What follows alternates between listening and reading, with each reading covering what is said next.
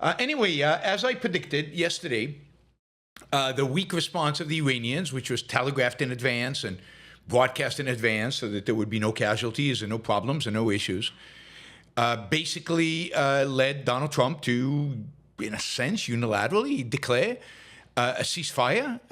He had a talk with Qatar, who conveyed those intentions to the Iranians, and he spoke to Netanyahu, and everybody agreed. And according to, of course, Donald Trump, they came to him running. They came to him begging for a ceasefire, and he has provided it. A ceasefire was called. Israel was in, Israel had about 6 hours before the ceasefire went into effect, and it sent a bunch of planes to Tehran and probably did a huge amount of bombing yesterday in Tehran, including killing, a senior Revolutionary Guard leader, in particular of that part of the Revolutionary Guard that is responsible for internal suppression. So they killed the commander of the intelligence unit of the IRGC's voluntary paramilitary force, Basij, which is the ones who get the girls whose hair is sticking out and who suppress any demonstrations or any alternative point of view. He was killed in an airstrike just before the ceasefire. Also, they managed to eliminate another nuclear scientist. I guess they had one more on the list, or maybe more on the list, but at least they got one more on the list, and he was gone. Following that, there was a barrage of missiles into Israel. One of those missiles, unfortunately, hit a building in southern Israel, in Beersheba. There were at least 3, I think, or maybe 4 dead as a consequence of that. And then the ceasefire was supposed to go into effect, but it didn't. Iran continued a number of barrages of missiles after that, continued after that. Israel took that as a violation of the ceasefire.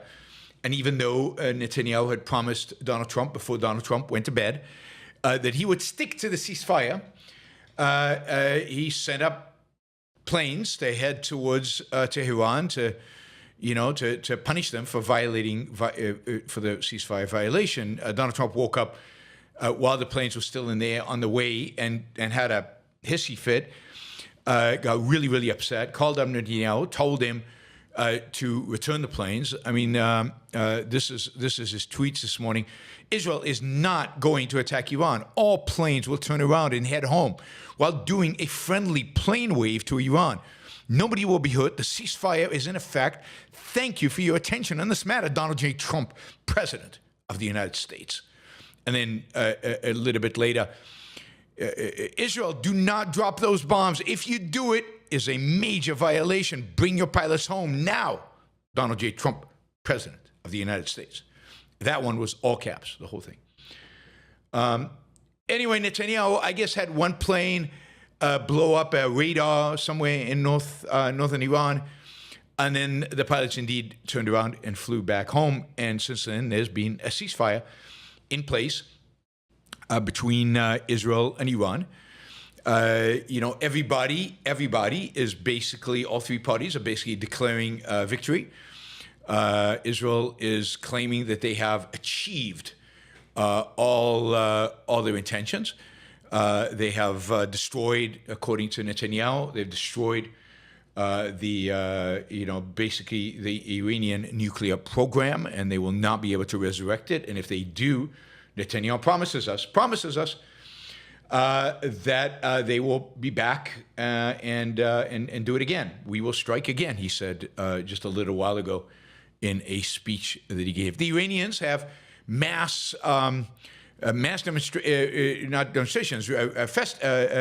festive celebrations all over Iran with huge numbers of people out in the streets celebrating the Iranian victory over both Israel and the United States, the survival of the regime.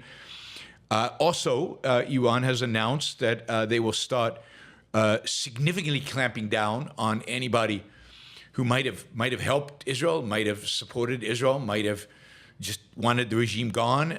Generally, they're going to massive clamp down on the civilian population in Iran to make sure that they do not rise up against Iran. And of course, Donald Trump declared not only victory and ceasefire and peace for our time.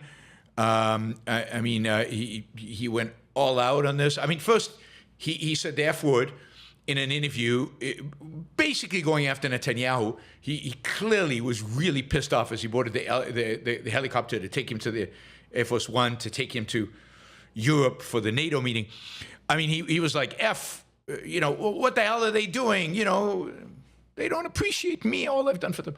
And he said the F word, and he was really angry. You could tell he was super angry. You can find the video of it online. Anyway, then I guess on the plane or somewhere in that vicinity, he was asked about, do you want to see regime change in Iran? And Trump said, no, I don't want it. I like to see everything calm down as quickly as possible. Regime change makes chaos. And ideally, we don't want to see so much chaos. So we'll see how it goes. The Iranians are very good traders, very good business people. And they got a lot of oil. They should be fine. They should be able to rebuild and do a good job. They're never going to have they're never going to have nuclear. But other than that, they should do a great job. I mean, that is the first indications that maybe sanctions are going to be lifted on Iran. They've got a lot of oil. And he also said at some point China should be happy. They're going to get a lot of oil. Oil is going to be cheap. So China should be happy. But Iranians, good traders. They're going to be okay. They're going to be good. No regime change. God, no regime change. We don't want regime change. Chaos. I mean, here's the thing. Right? That is truly amazing about Trump. And this is going to be, my compliment to Trump. I mean, it's going to sound astounding. Trump is a, dare I say, brilliant politician. God, I mean, he played this perfectly for his audience. Perfectly. I mean, he basically achieved two things. I mean, one big thing he achieved. He has unified MAGA and got the Republican Party behind him like they've probably never been before. This was a masterstroke, right? So he let Israel do Israel's thing, taking on very little risk by doing that. Nobody was really pissed off at him around that. As long as he stood back, it was all good, and he could take credit for the success Israel had without being part of the war. Then he acted like the hawk, the tough guy. So all the tough guys, hawks in the Republican Party, loved him because he bombed Fordo and Isfahan and Nantes. He used cruise missiles, and the mopes, the big penetrating, mother of all bunker busting bombs. And he won over the hawks, and they loved him. And then, as soon as that is over, pretty much, he declares a ceasefire. And all the MAGA who were afraid of World War III and afraid of chaos in Iran and afraid of regime change, because that would be horrible, regime change, and really, really, really wanted America not to be involved at all, they're like, yes, Trump is the peacemaker we always thought he would be. I mean, you have to admit, that is brilliant. It's, in my view, unbelievably corrupt and destructive and horrible for America and for the Middle East. But it's politically a genius. I mean, it's unlikely Iran will have the resources and the capacity to do anything offensive or anything upsetting for the rest of the Trump presidency. And he will take full credit for bringing peace to the Middle East and being a peacemaker and being a tough guy. Peace through strength, they will say. And there's a sense in which Israel will be holding the bag long term in terms of having to deal with Iran decades into the future. But, he's not going to be around, so what does he care? It really is a brilliant political move. He played everybody. He played everybody, and this is what he's good at. I'm telling you, the Republican Party will never be as united around Trump as they are right now. He's built up a huge amount of political capital. He's got it all. He's got it all.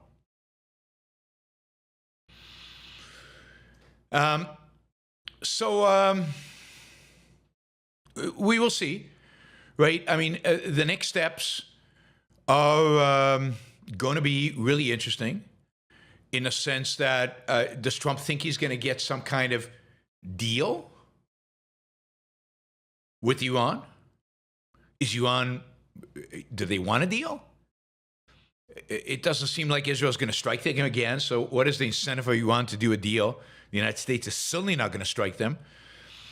Is there a deal? Maybe Iran wants sanctions lifted, and that is the carrot that Trump will dangle in front of him. Iran is saying today, our nuclear program is up and running.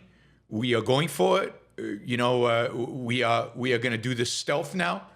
We are not interested in nuclear whatever agency monitoring us. We've still got our enriched uranium. We've got centrifuges you don't know about.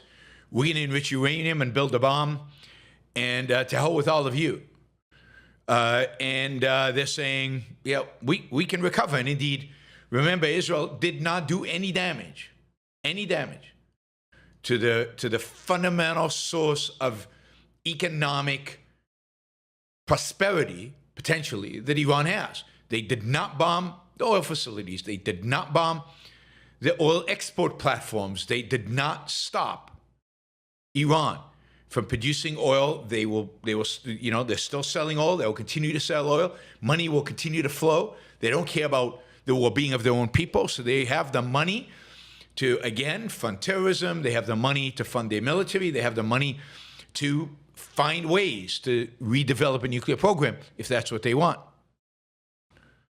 Trump will dangle the prospects of eliminating all sanctions, which will allow this regime, this mullah regime, these theocrats, to become even richer in exchange for some deal where they don't develop nuclear weapons. They promise not to develop nuclear weapons. Now, we'll see how good of a deal he can cut. We'll see whether any kind of deal is possible. But if a good deal is possible, I'm pretty sure it's not. But that's where this is heading, right? I mean, Trump's not going to want a deal and is going to want to lift sanctions.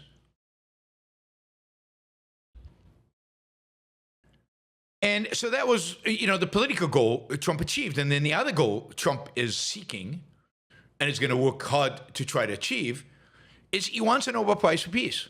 He really, really, really, really wants a Nobel Prize for Peace.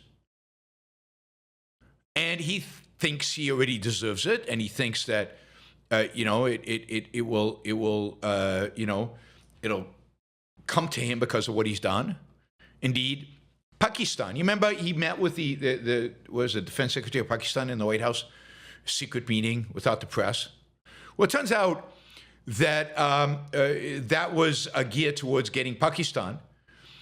Who knows what Trump offered them in return, but a gear towards having Pakistan nominate Donald Trump for the Nobel Peace Prize. Islamabad says the U.S. president helped resolve India conflict.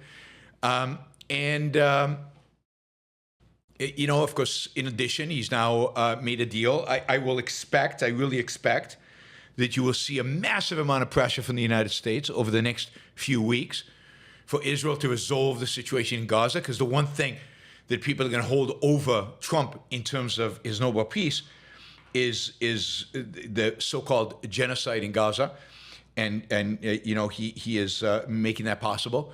Massive pressure to find a solution in Gaza for some kind of peaceful resolution there to get the hostages, but also that might provide legitimacy to Hamas, because clearly Trump does not want to be tough. Netanyahu, in his speech a few minutes ago, ended the speech basically by saying, we must not take off the gas. Hamas must be defeated and our hostages returned.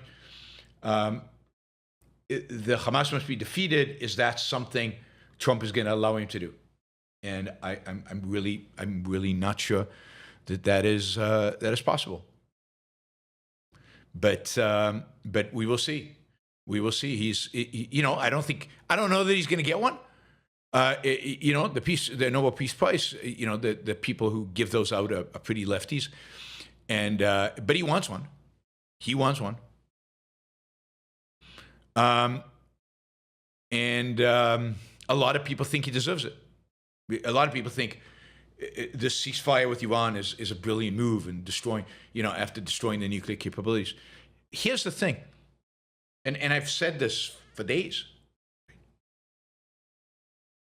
The real goal of any mission with Iran, if you really want to achieve peace in the Middle East, if you really want this to be a geopolitical moment, a Berlin, fall of Berlin Wall kind achievement, moment. If you really want that, then the only possible goal for the attack was regime change. And you achieve regime change by taking out the nuclear program. You achieve regime change by destroying their ballistic missiles. You achieve regime change by what Israel was doing and did very heavily the last couple of days, which is taking out regime bases. You're taking out, revolutionary guards, taking out the people who oppress the demonstrators, taking out the symbols of the Iranian regime. And it was happening.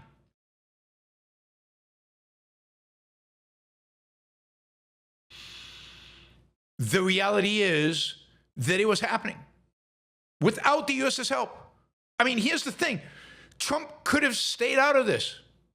And if you wanted to bomb Fordo, Isfahan, Natanz, then stay out of it. Why does he need a ceasefire?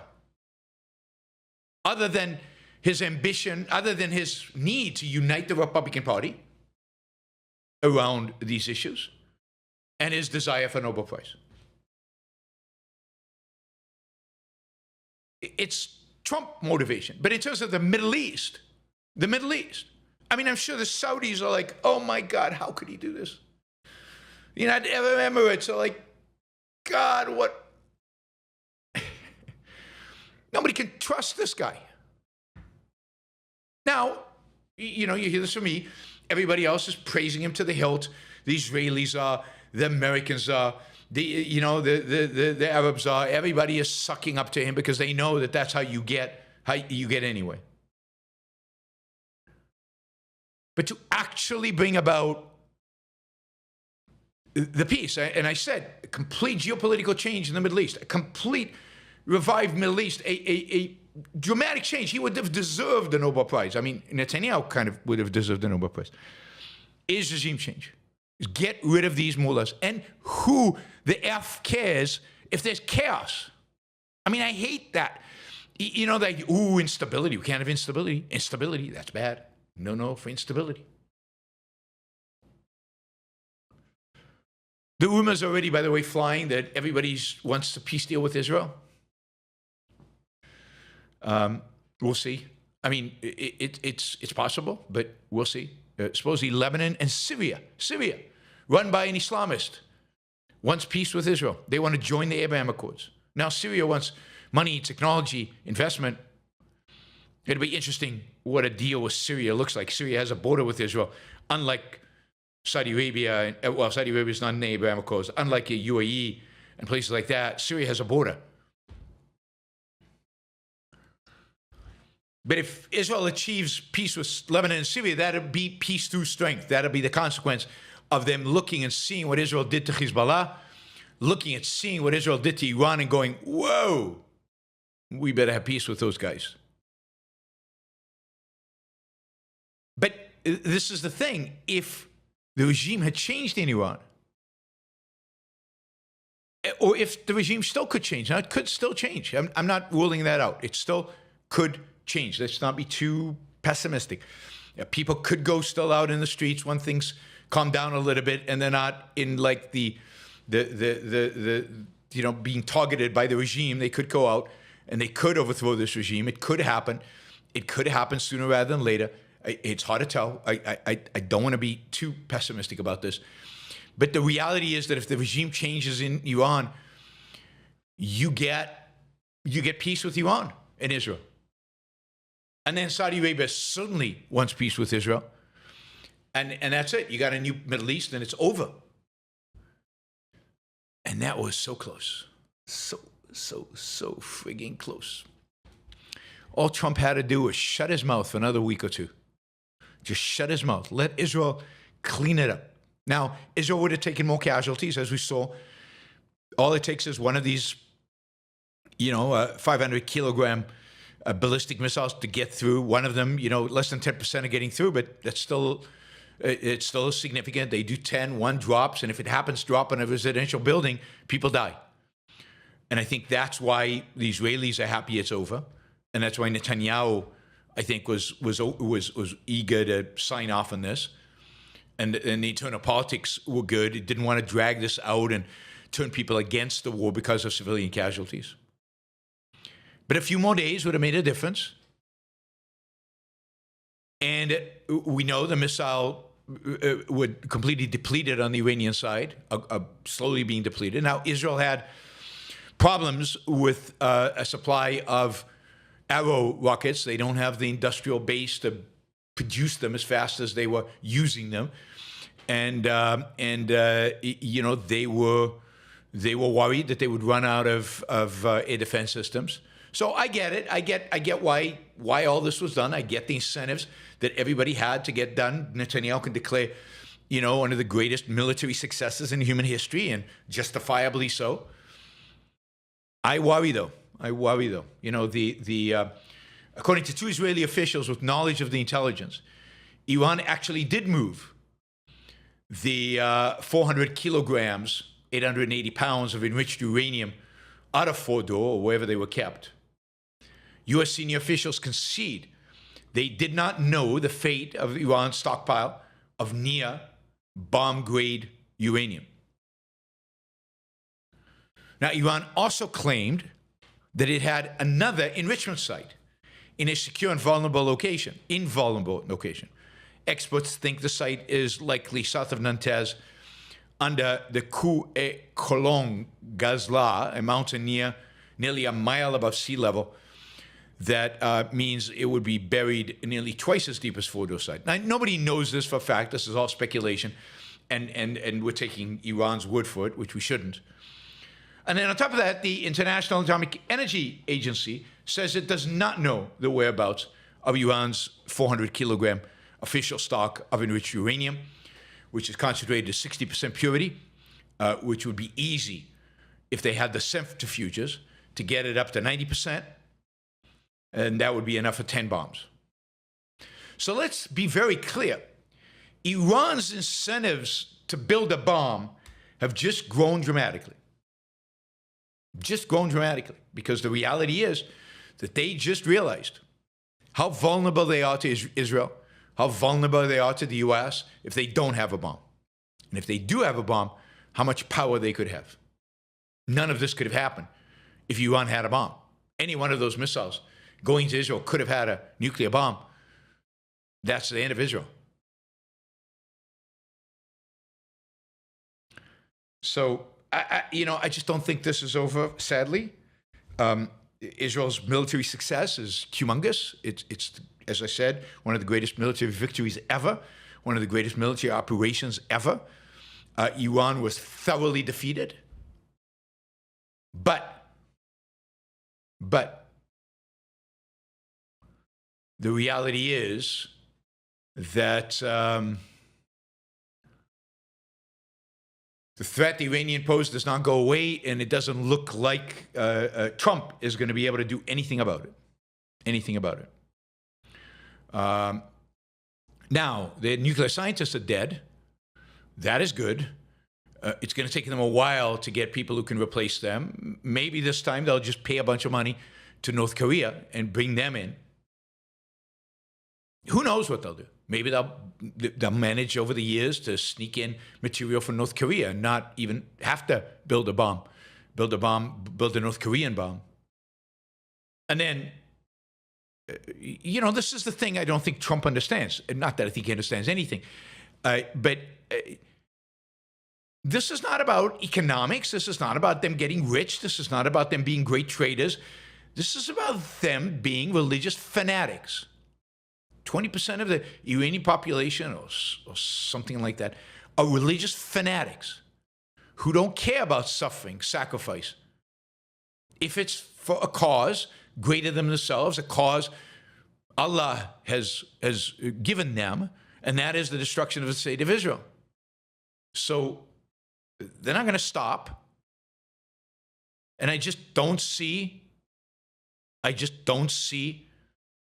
the United States or Israel mounting a second round here.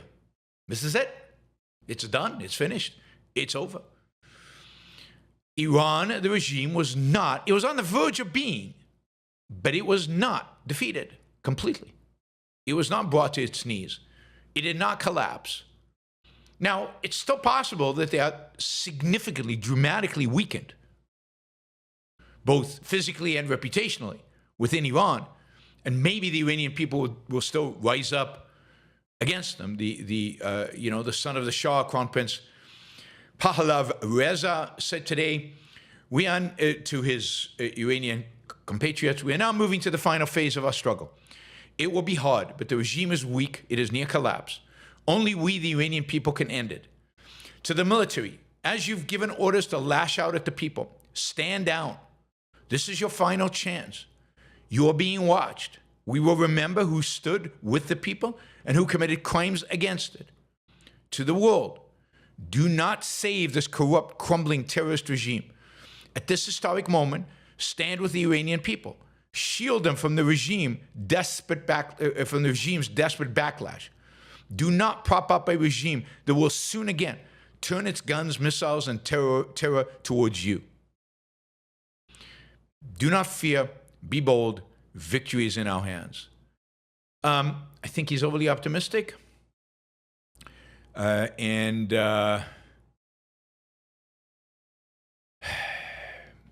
don't know. It's depressing at the end of the day.